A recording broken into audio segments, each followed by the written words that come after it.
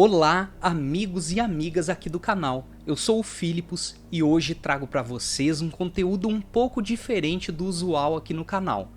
Hoje vamos falar um pouco de história, da história da Roma Antiga, assunto que eu gosto muito e tem tudo a ver com muitas gameplays de séries que trazemos aqui para o canal. Então, se você gosta da Roma Antiga e ainda não é inscrito no canal, se inscreva, pois estamos criando uma playlist toda voltada para a história romana. E é esta playlist que vamos dar continuidade hoje. Lembrando, pessoal, eu deixo o link da playlist na descrição do vídeo. A Marinha de Guerra da Roma Antiga. Ao longo da história romana, a sua marinha de guerra sempre desempenhou um papel secundário, apesar da sua importância decisiva em muitos momentos da história da Roma Antiga.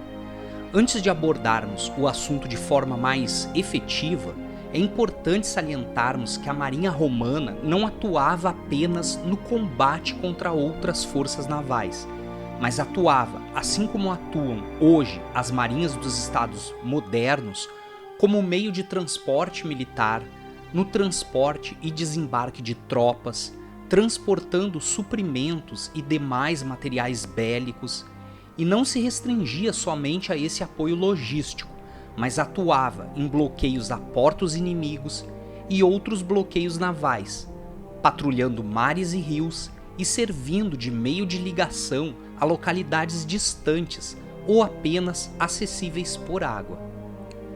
Por muito tempo, durante as fases iniciais da Roma Antiga, a preocupação estava em terra, no combate aos vizinhos pela sobrevivência e hegemonia. Foi somente após a conquista de grande parte da Península Itálica, quando Roma emergiu como uma potência regional, foi que ela percebeu a importância de uma marinha, para apoiar os avanços militares, bem como para a segurança da navegação e geopolítica local. Neste ponto, Roma conheceu seu principal rival do período, Cartago, que já era uma potência regional com uma enorme marinha de guerra. A marinha de guerra romana foi de grande importância após o domínio da Península Itálica.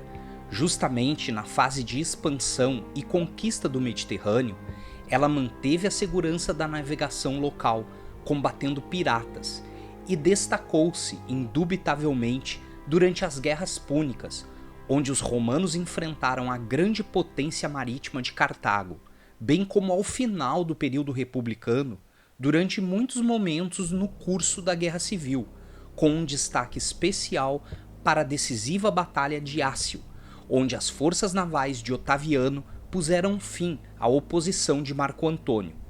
Esta batalha, inclusive, serve como marco historiográfico para o fim da República e início do Império. Mas isso já é outra história para um outro vídeo.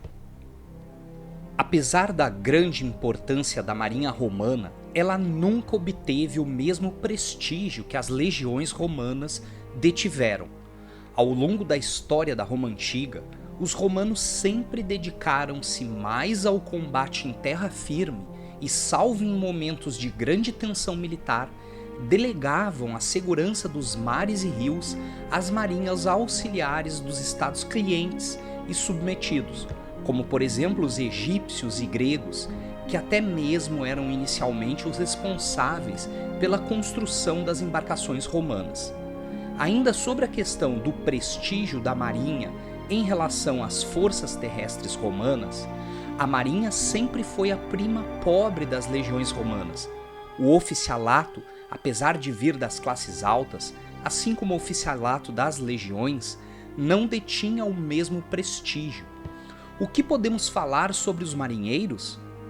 Eles eram em sua esmagadora maioria compostos por escravos e criminosos, sentenciados a servir como remadores até a exaustão.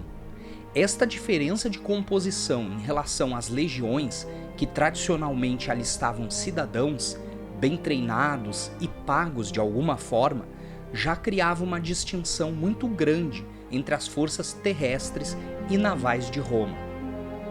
Para termos uma noção real do tamanho da marinha romana e de sua relevância, Antes da Primeira Guerra Púnica, um apontamento feito por um comitê romano em 311 antes da Era Comum nos revela que Roma apenas contava com 20 navios de guerra, sendo todos eles trirremes, enquanto Cartago, a potência marítima da época, contava com centenas de grandes quinquirremes, além de diversas outras embarcações de guerra de menor porte. Aqui vem uma curiosidade especial e eu peço a atenção de vocês. Aqueles que já estudaram sobre a marinha romana ou sobre as guerras púnicas já devem ter lido em algum lugar ou ouvido alguma coisa sobre a curiosa forma com a qual os romanos expandiram absurdamente sua marinha de guerra no período das guerras contra Cartago. Acredita-se que os romanos tenham feito uma cópia de um quinquirreme cartaginês que encalhou na costa da Sicília. Desmontando a embarcação cartaginesa para estudá-la, descobriram a forma de construção da mesma e a tecnologia empregada, possibilitando a cópia e a construção de centenas daquelas embarcações para a marinha de guerra romana. Este foi um dos primeiros casos de engenharia reversa conhecidos na história e fez toda a diferença na guerra entre Roma e Cartago. Os quinquirremes tinham aproximadamente o mesmo comprimento que os trirremes. No entanto, eram um pouco mais largos e mais altos, bem como vinham muito mais bem armados.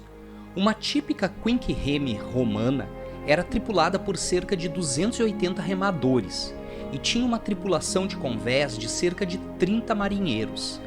Ela também transportava cerca de 120 soldados de infantaria.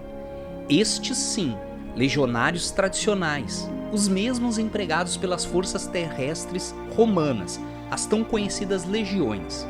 A quinquirreme ainda era capaz de ostentar algumas armas de artilharia, e foi graças a estas capacidades que esta embarcação mudou completamente as táticas de guerra navais do período.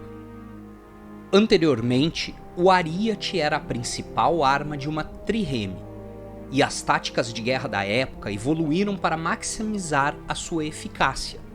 Mas com o advento das quinquirremes, que agora podiam carregar muitas tropas e artilharia, o objetivo principal desta embarcação não era mais abrir um buraco no casco do outro navio com o ariete, mas sim matar o máximo possível de remadores do inimigo, fazendo com que o barco inimigo perdesse desempenho, tornando uma presa fácil na batalha.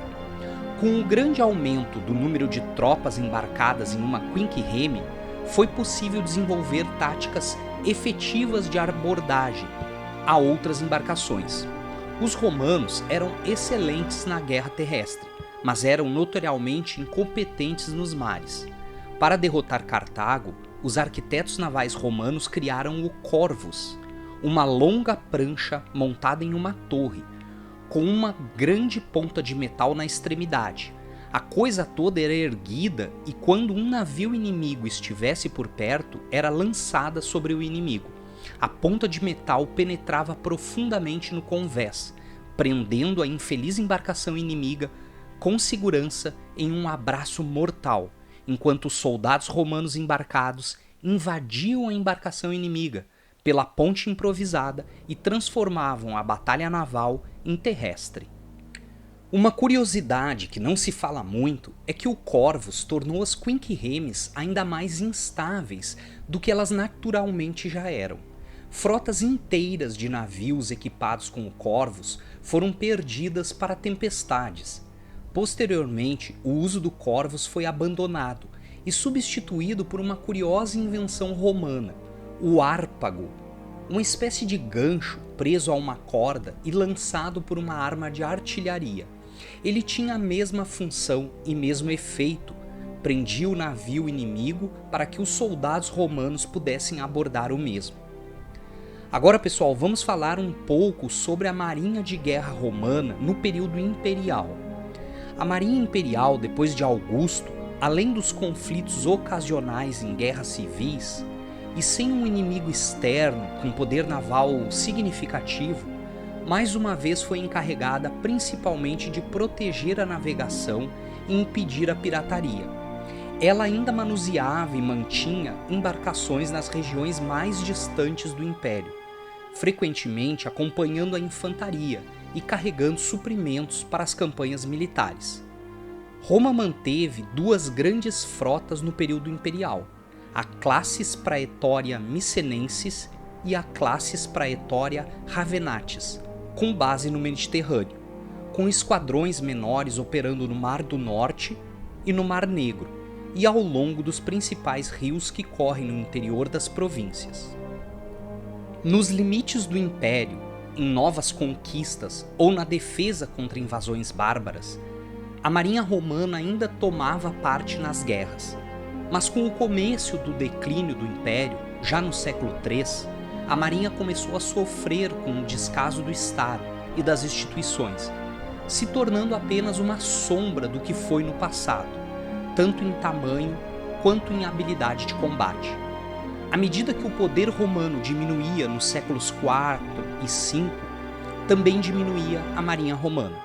No começo do século V, as fronteiras romanas já haviam sido quebradas e reinos bárbaros estavam surgindo por extensas áreas do território do Império. Em 429 da Era Comum, os vândalos embarcaram em navios no sul da Gália e desembarcaram no norte da África, onde estabeleceram seu próprio reino, mantendo uma marinha própria. Eu preciso salientar para vocês, pessoal, que o Império Romano continuou existindo no Oriente, com aquilo que conhecemos hoje como Império Bizantino. Este foi um poderoso império que manteve uma poderosa marinha e perdurou até 29 de maio de 1453. Mas isso, minha gente, é tema para muitos outros vídeos, ok? Vamos lá então. Considerando apenas a porção ocidental do Império Romano, dentro de algumas décadas ela consistia em pouco mais do que a própria cidade de Roma e os territórios originais no Lácio e na Itália Central. A poderosa marinha dos Vândalos ajudaria a inaugurar a queda do Império Ocidental, quando seu rei, Genserico, não apenas eliminou a navegação romana no Mediterrâneo, mas também invadiu a própria cidade de Roma. Curiosamente, minha gente, como uma grande ironia do destino, a frota vândala, comandada pelo rei Genserico, partiu para destruir Roma de um local com um nome emblemático na história romana: Cartago. Isso mesmo. Já em meados do século V, os vândalos eram os mestres do mar Mediterrâneo, e por volta de 476 da Era Comum, Roma havia sucumbido completamente da Europa Ocidental, juntamente com sua outrora poderosa marinha de guerra. Eu agradeço a audiência de todos os amigos e amigas do canal e convido aqueles que ainda não são inscritos para se inscreverem. E se você gostou desse tipo de conteúdo sobre história romana, não esqueça de manifestar o seu apoio, deixando um comentário e o seu like, pois com o seu incentivo, muito mais conteúdo como esse estará sendo desenvolvido.